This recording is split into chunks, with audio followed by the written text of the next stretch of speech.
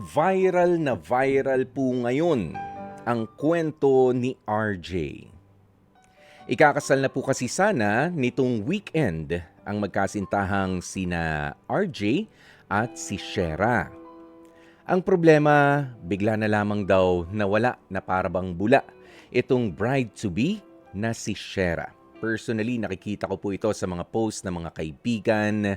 Akala ko nga ay common friend nila pero hindi po pala. Oo, nagtanong pa nga ako, kilala nyo ba ng personal itong bride-to-be na nawawala? Pero ang sagot sa akin, hindi. Pero nakakaawa yung nangyari dahil nawawala pa rin hanggang ngayon. Ito nga po ang kwento ni RJ. Marami ang mga haka-haka sa kung bakit nangyari ito. Kesyo, baka raw nilayasan itong si RJ na mariin niya namang sinasabi na kilala niya ang kanyang fiancé. Higit kanino man ay naniniwala po siyang hindi ito basta-basta mawawala ng walang dahilan. Kaya naman po sa pagkakataong ito sa ating programa dito sa Heart to Heart sa True FM, kausapin po natin mula sa North Fairview, Quezon City, ang 31 years old na naghihintay pa rin na groom nitong nawawalang bride-to-be na si Shera, si RJ. RJ, magandang tanghali sa'yo. Magandang tanghali po. O Magandang tanghali po RJ, sa inyo lahat. RJ, alam ko na napakaraming mga nagtatanong, ang daming mga concerned na mga kaibigan at lalo na nga Opo, kahit mga hindi kakilala na katulad namin na opo. nag-aalala na ano ba ang nangyari. Kasi alam mo, sabi ko nga ako, may mga pictures ako na nakita doon sa post na talagang nagre-ready naman kayo nitong si Shera sa kasal ninyo. May nakita pa nga akong picture na ang magkakasal at yung mga ikakasal. 'Di ba? May mga ganun at magaganda ang mga ngiti ninyo doon. Kailan ba na-take yung picture na yon? Yung sa magkakasalin nun, ikakasal na-take po yun nung November po, during our pre-marriage counseling po, Mhm. sa aming pastor po na Okay. magkakasal po sa amin. Oo, nakipag-usap na sa inyo, sinisigurado na tuloy itong kasal na ito. Masaya naman ba ang mood doon? Magaan, walang kakaiba sa inyong dalawa ni Shera? Sobrang gaan po nun, kasi po, yung nakuha po naming pastor is like father figure siya, nung nakakausap namin more of Mm. yung counseling namin is more of, talagang ano yung kailangan yung guidance ba as Yes. husband and wife. Mm. Siyempre po with, siyempre pinaunawa sa'min na ang relationship dapat, si Lord ang nasa gitna, which is for the very longest time po, si Lord talaga ang naging foundation po ng relationship namin. Mhm. Gusto ko lang share nung unang date po namin sa simbahan, Mhm. unang meet up namin sa simbahan. Siya nagdala sa'kin dun, up until now gano'n yung laging date namin sa simbahan talaga. So kasama lagi si ang Panginoon sa gitna ng relationship ninyo, umpisa't umpisa pa. Kailan ba ang first date ninyo o yung una ninyo ring pagkakilala nitong si Shera? Nagkakilala po kami sa through social media po noong 2015, September 2015. Mhm. So, usap-usap, then we decided to meet up po December 6, 2015. So, that's the first time na nagkita po kami. Uy, Then first yun time, po, hindi yun December ang 6, ano nyo ha? 2015, opo. Oh, hindi yun ang anniversary ninyo. Hindi naman. First meetup, Hindi po, December first 6. meet up po namin yun. Okay. Yes po. Mm. So, yung sabi niya sa akin, maganda na ang first meet up natin kay Lord, sa harap ni Lord. So, sumama po ako sa kanilang church noon that time. Mhm. So, hanggang sa sumunod na pagkikita namin, which is at December 30 yun, Mm. 2015 din, yun yung talagang masasabi namin na parang first date po namin. Kasi, ayan, naglikot po kami sa Luneta, naglikot po kami sa MOA. Yun Mm. po yung ginawa namin maghapon. To the Mm. point na napagalitan nga po kami ng papa niya nung that time kasi medyo late kami nakauwi. Pero hindi pa Oo. naman late na late po yun, parang Oo. mga 9, 8 or 9 ganyan. Napagalitan Oo. pa nga po kami nun. Napagalitan pa. Pero this is way back 2015. Yan yung 2015. first date Opo, ninyo. opo, Ayan, alam mo, no? opo. Alam ko na napakaraming mga tanong nga na nasaan si Shera? Ano ba Opo. nangyari? Ganyan. Sige, RJ, ngayon, bibigyan ka namin ng pagkakataon dito sa ating programa Opo. na balikan muna naman natin yung mga magagandang mga nangyari ha na gusto mong ikwento sa amin, ano? Of course, merong magandang kwento sa likod ng lahat ng ito. Dahil alam ko na ang wedding ninyo ay nakaschedule na sana kahapon. Tama ba, RJ? Opo. Opo, opo, tama Kahapon naman. sana, ano, naka-prepare na ang lahat. Meron din ako nakitang video mo o picture kung saan pinapakita mo ano yung trahe de boda. Opo, opo. Oo, andyan na, Opo, preparado na tama po. ang lahat. Okay, sige, dahil nga, December 30, 2015, ang first date ninyo, kaya napili nyo rin na December na rin na magpakasal, ganun ba yon? Actually po, 2023 ako, December 25, 2023 ako nag-propose po sa kanya. Mm. So, ang target po talaga namin is talagang April 2024. Pero Oh. kasi na hit kami ng talagang medyo na financial difficulties Mhm. during that year. So, we decided na i-move siya to 2020, 2025. Oo. So, ang talagang ano po namin that time is August. So, sabi, ang napag-agreehan namin as boyfriend and girlfriend is to move it to December. Mm. Tapos po, kasi sabi ko, ang napag-usapan po kasi namin, mas prefer namin po yung sobra-sobra kaysa sa kulang. Mhm, Kaya mhm. we move it to December para sabi ko nga po, yung biruan namin, at least pumasok na din yung mga 13 months, yung mga bonus, Yes. Oo, at oo. at least kung kumbaga yun sa budget namin, Mm. pwede kami sumobra. Mm. Ganun po. So, Oo. ang initial date po talaga ng kasal po talaga namin is December 20 po. Mm. Kaso nung ibubok na po namin yung tawag dito, yung venue po namin, naunahan kami ng isang araw. So ang pinaka-available lang that time is the December 14. 14. So Mm. yun po yung reason po doon kung bakit December 14. At the same time po, ito yung araw po na yun, yung kahapon po. Yun po yung pang 9 years and 11 months po namin as mag-boyfriend and girlfriend. Yan. Oh, bilang na bilang ano, 9 months, 11 years. Oo, ilang araw na lang ang 9 years. hihintayin at talagang 10 years na. Oo, kasi nga Almost napagalitan 10 years kayo na. nung December 30 eh. Opo, Oo, na nag-date opo, pa kayo, 'di totoo. ba, RJ? Pero yun yung mga Opo, sabihin na natin medyo nakakatuwang balikan na mga alaala. O kasama ang iyong opo, father-in-law na hilaw nga. opo, Oo, nung araw na yun. opo, Pero napatunayan mo naman sa loob ng opo, mahabang mga panahon na kayo ay nagsama nitong si Shera. Okay. opo. Ah, kumusta ang itong mga huling araw na kayo ay nagkausap ni Shera? Wala bang kakaiba?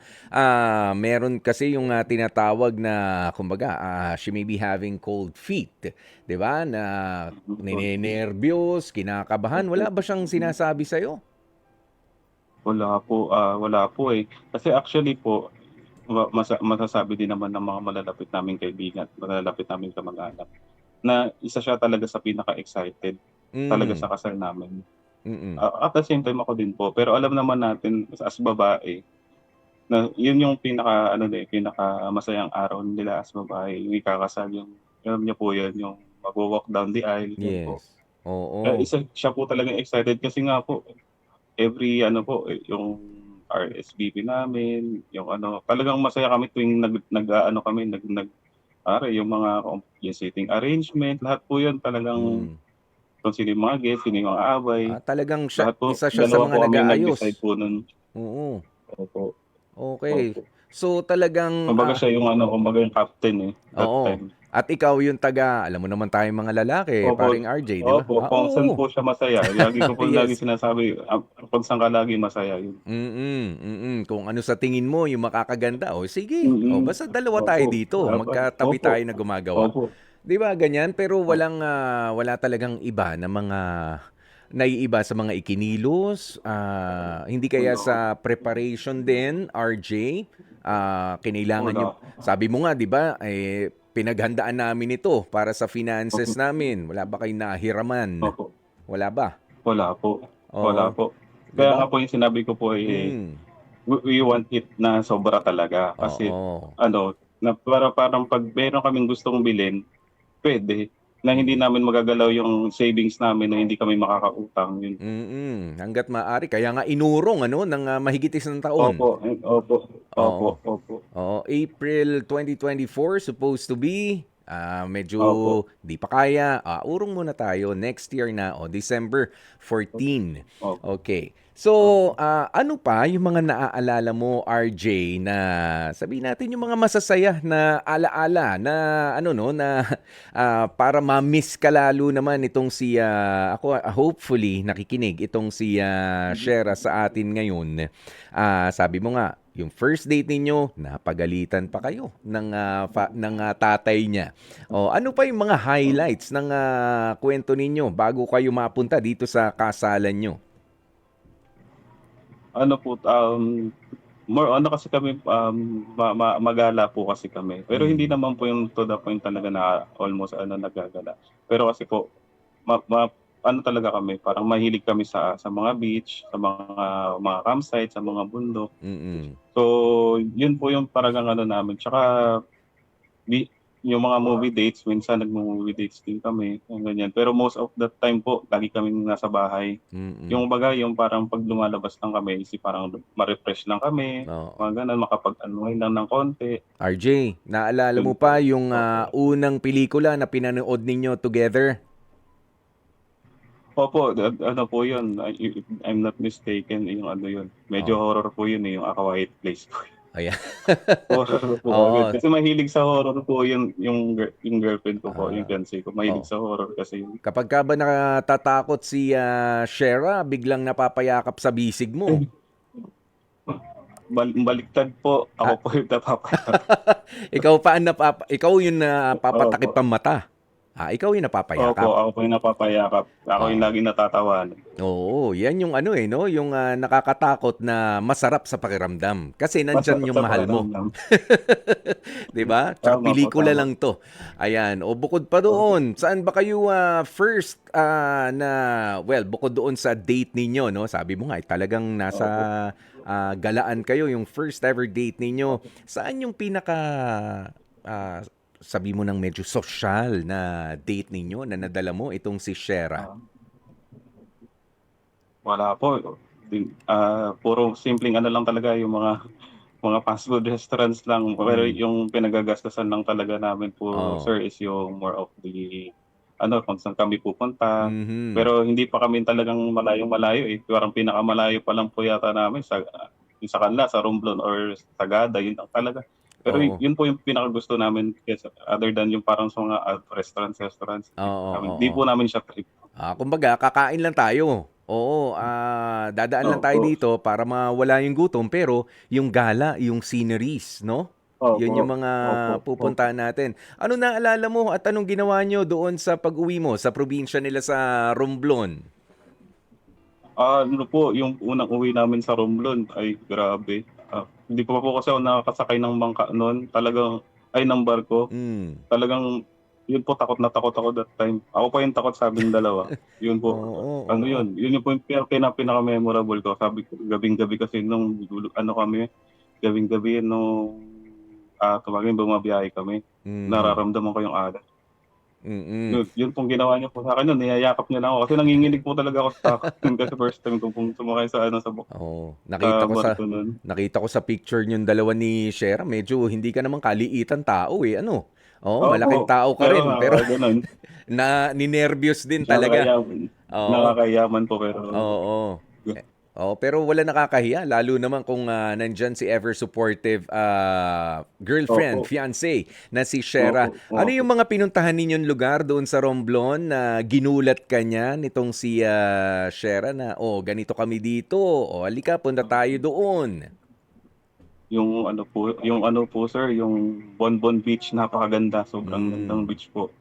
mhm. Do'n niya ako unang dinala, tapos yung sa may ano po, may bahay po kasi yung, parang, nanay nung asawa nung kapatid niya. Do'n Oo. kami nag-stay, talagang front of the beach talaga, sobrang Uy, pagising namin dalawa, do'n kami tatambay kami sa tapat ng dalampasigan, nagkakape. oo. Ilang araw, ang sarap sa pakiramdam nun, lalo na Mm. pagkatabi niyo po yung mahal niyo sa buhay, At siyempre sobrang sarap sa damang-dama mo yung pakiramdam. ano, yung special treatment din at, preparation ano, galing Opo, sa pamilya niya. opo, Oo, opo, sobra oo. po. Oo, 'yan. Ibig sabihin, RJ, wala kang nakikita pa ring dahilan kung, bakit mangyayari ito na si Shera ay, biglang nawala ngayon? Opo, sa totoosin lang po talaga, wala po talaga kaming idea, ako Mm, and mga, close friends and close family po namin.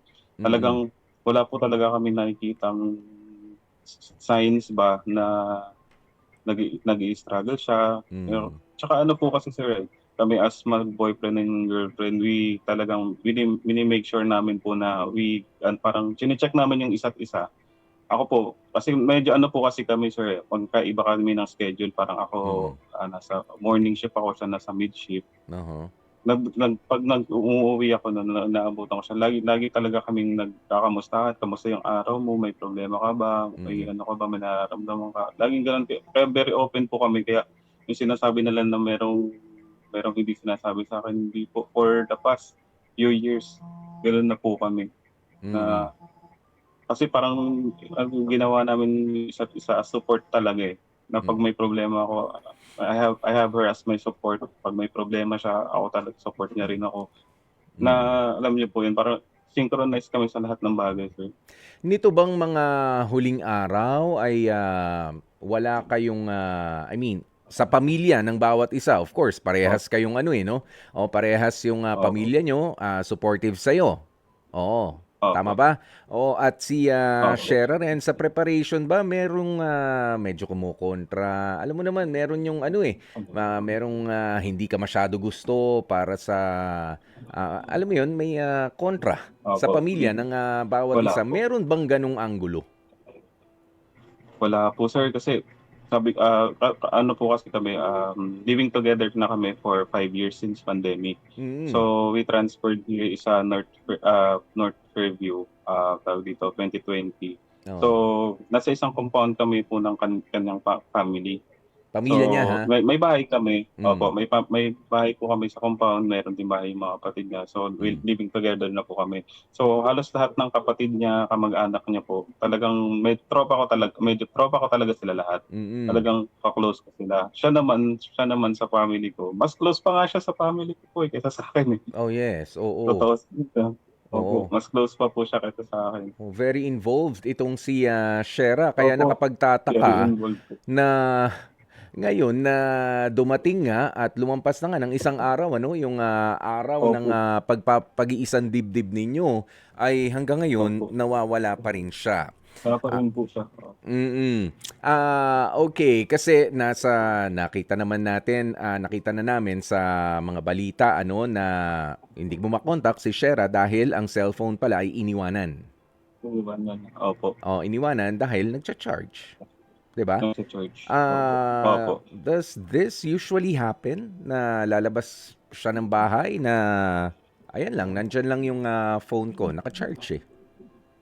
'Pag malapit po talaga yung pinupuntahan niya, usually talaga hindi talaga siya nagdadala ng phone. Hmm, Like yung pinuntahan niya po, if manggagaling po siya dun sa pinagsakyan niya po, mm, mabilis lang po siya, like 5 to 10 minutes, tapos makakarating na siya. Tapos mm, 'pag pauwi naman po, usually mga siguro max na po siguro din yung 15 minutes if magta-tricycle siya. Then same po sa pag-jeep, parang 5 to 10 minutes lang din.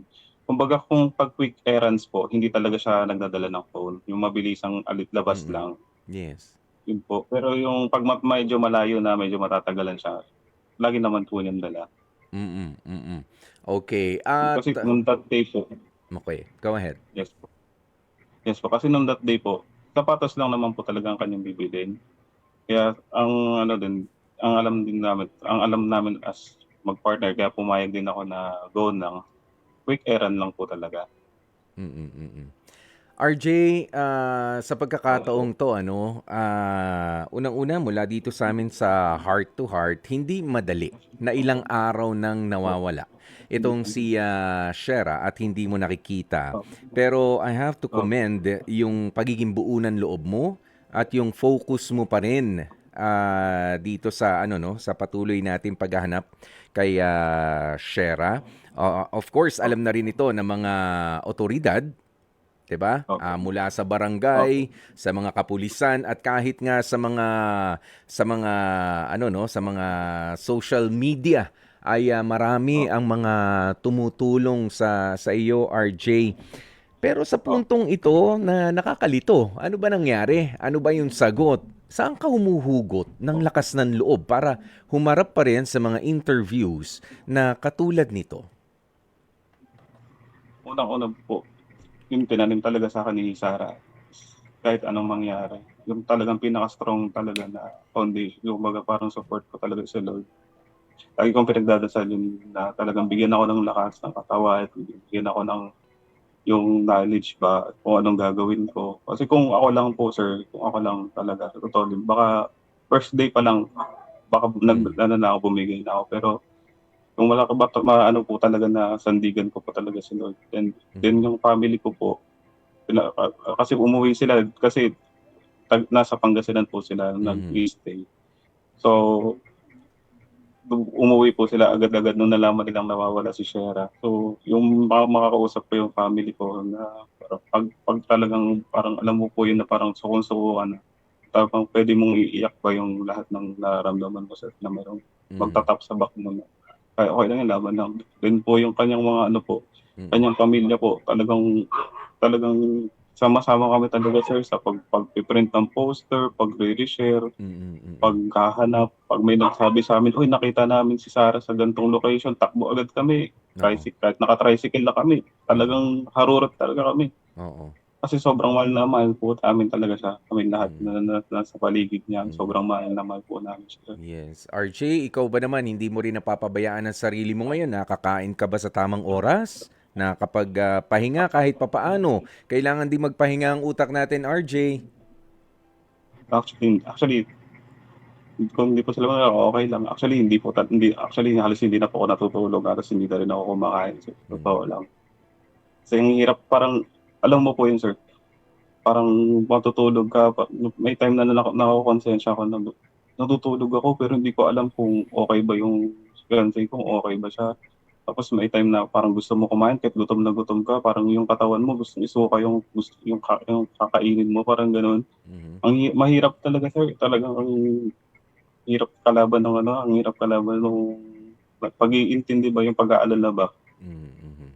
Pero sabi mo nga, ibinigay mo na ang lahat ng 'yan sa Panginoon at, ibinigay rin sa sa'yo ng Panginoon ang pamilya mo para suportahan ka. What Opo, about yung pamilya opo. naman ni, Shera? At this point, wala bang nangyayari naman na sisihan o hanapan? I mean, siyempre nape-pressure na lahat, eh, 'di ba? Under pressure na ang Opo, lahat. Okey naman ba ang under pressure po. communication ninyo, with Opo. regards sa family ni Shera? Opo, actually po, since day one po sir, sila ang kasama ko sir sa paghahanap sir. Sila yung kasama ko sila talaga yung support talaga namin.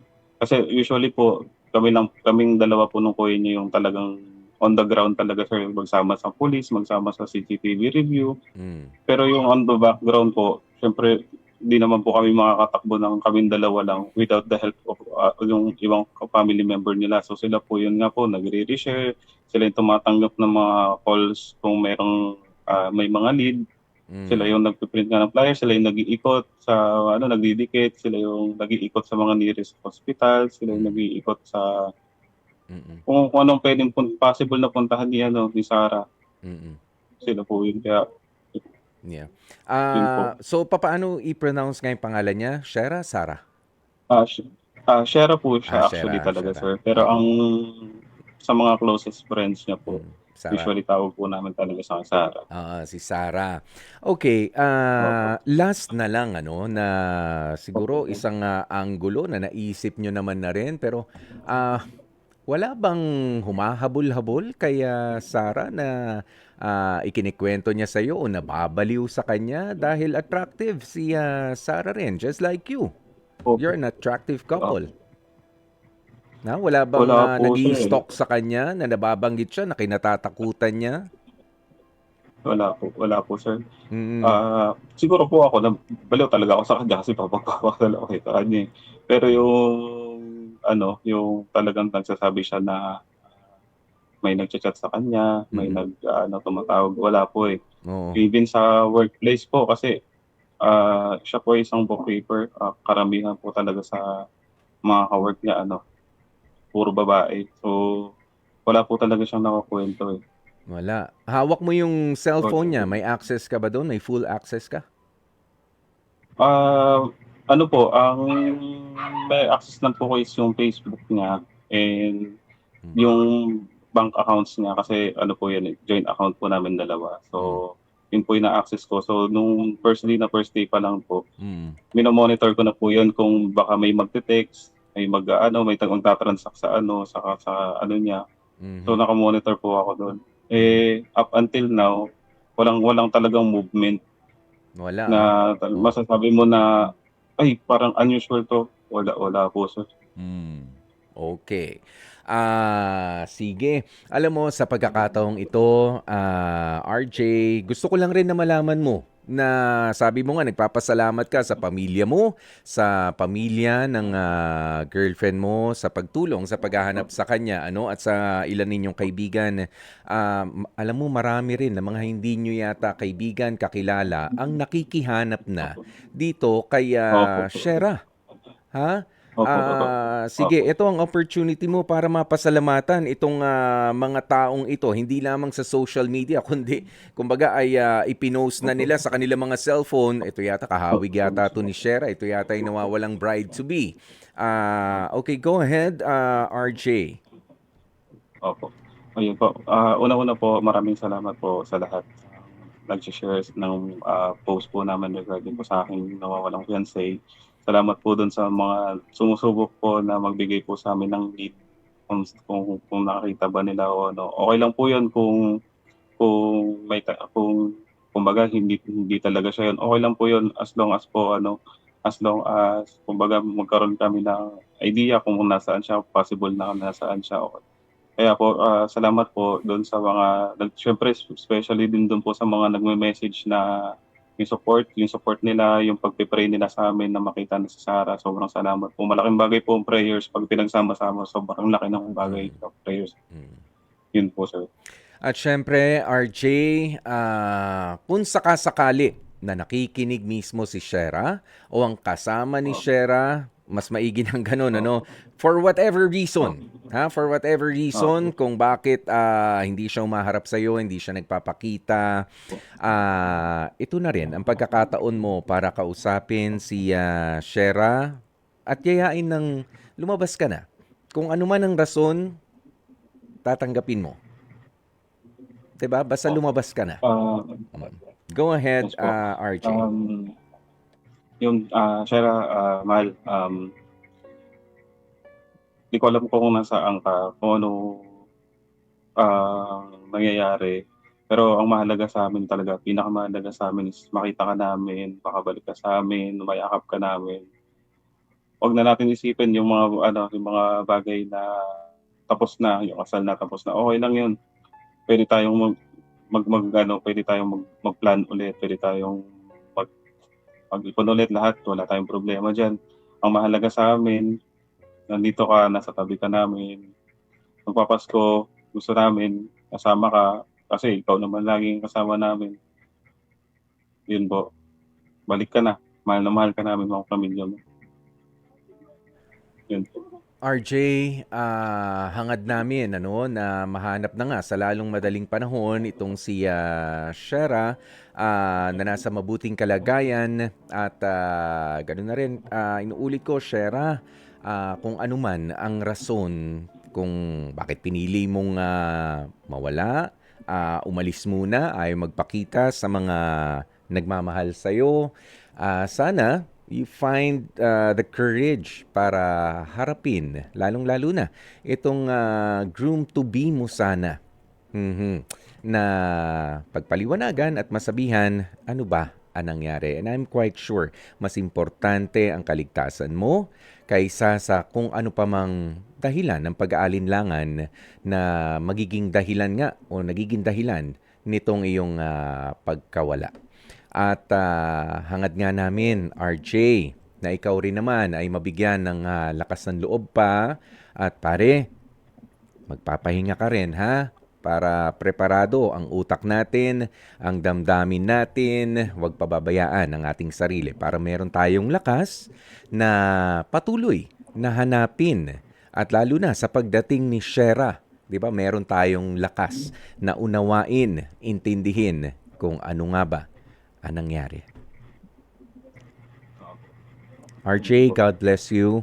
At sa bawat galaw ninyo ng mga pamilya ninyo ni Shera, nawa ay sasamahan kayo ng Panginoong Diyos natin. Total, dyan din kayo. Una nga na nag-date nitong si Shera, ang sabi mo sa iyong kwento. Sa kanya pa rin ang ending nito. Kasama pa rin si God.